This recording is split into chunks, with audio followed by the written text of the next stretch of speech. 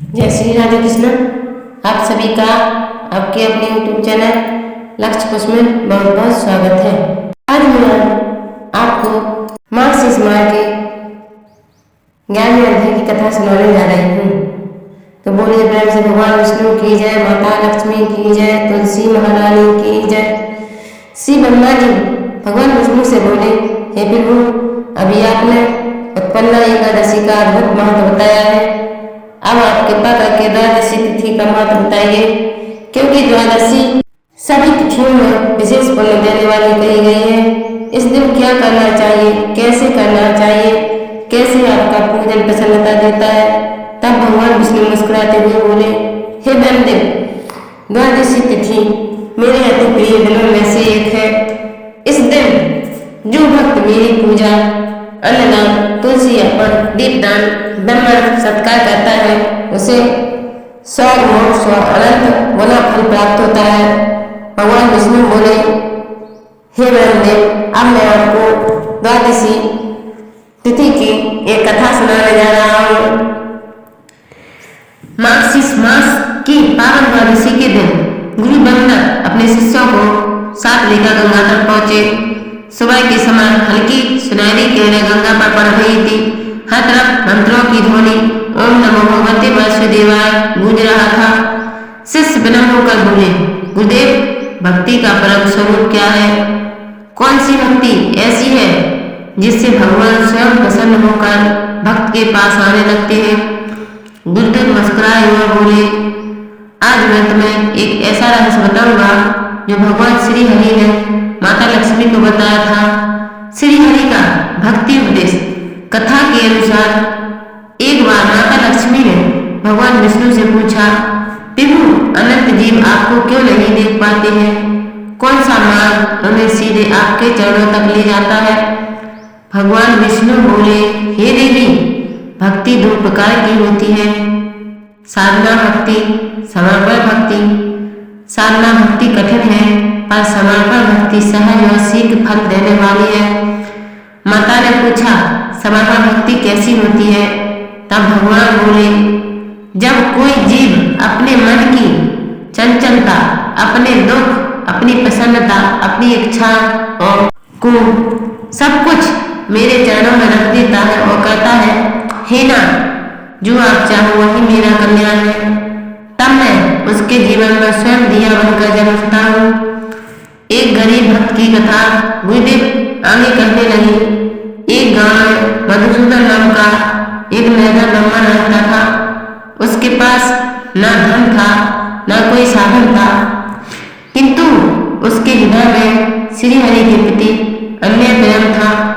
प्रतिदिन वह एक छोटा सा दिया जलाकर कहता, हे नाथ, मेरे पास आपको देने के लिए कुछ नहीं है सिवाय प्रेम के। एक दिन अकाल पड़ा, गांव में भोजन का संकट हो गया। सब लोग परेशान थे, लेकिन मधुसूदन हर स्थिति में भगवान को धन्यवाद देता। प्रभु, यह भी आपकी इच्छा है। उसकी निष्ठा से प्रसन्न होकर श्री हरि विष्णु स्वयं एक वृद्ध साधु के रूप में आए। उन्होंने कहा, बस क्या तुम मुझे भोजन दोगे? मधुसूदन ने मुस्कुराकर कहा, अपना आखिरी सूखी रोटी का टुकड़ा भी दे देता हूँ। साधु ने आशीर्वाद दिया और अंतर्ध्यान हुए।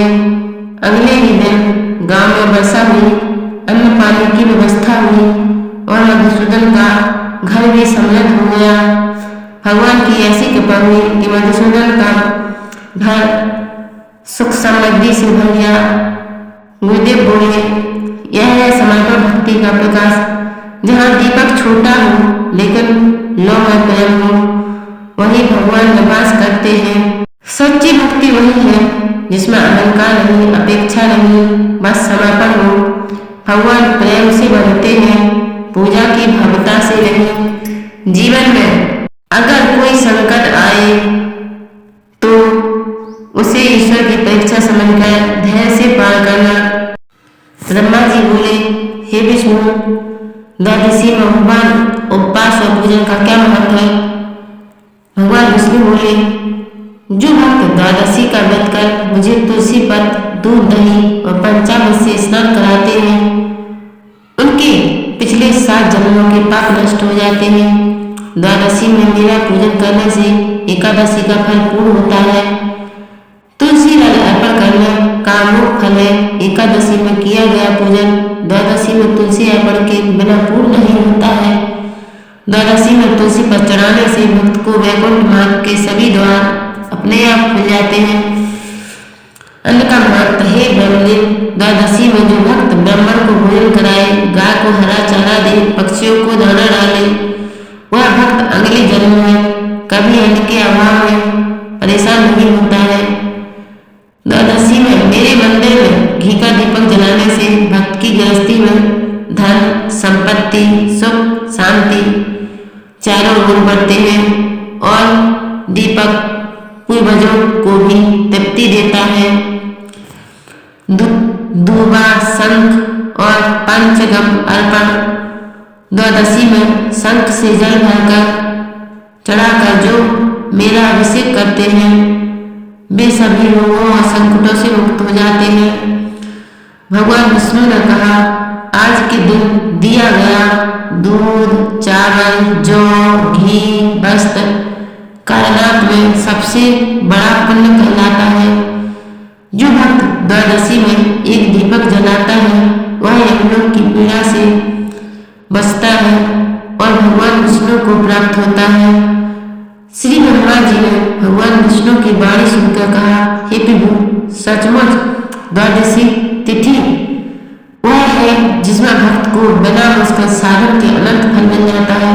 इसी प्रकार भगवान विष्णु ने ब्रह्मा जी को द्वादशी तिथि का महत्व सुनाया और दोनों देवता अद्भुत तेज के से प्रकाशित हो उठे।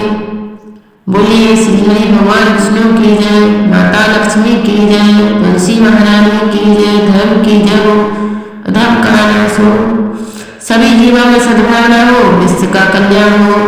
हर हर महादेव। आशा करती हूँ कि यह द्वादशी तिथि की कथा 16 नवंबर 2025 की कथा आपको भक्ति और ज्ञान से भर देगी। अगर आप चैनल पर नए आए हो तो चैनल को सब्सक्राइब करें, घंटी दबाएं ताकि अगला अध्याय सबसे पहले आप तक पहुंचे। वीडियो को लाइक करें, शेयर करें, कमेंट करें ताकि भक्ति का संदेश हर घर तक पहुंचे। जय श्री राधे कृष्ण।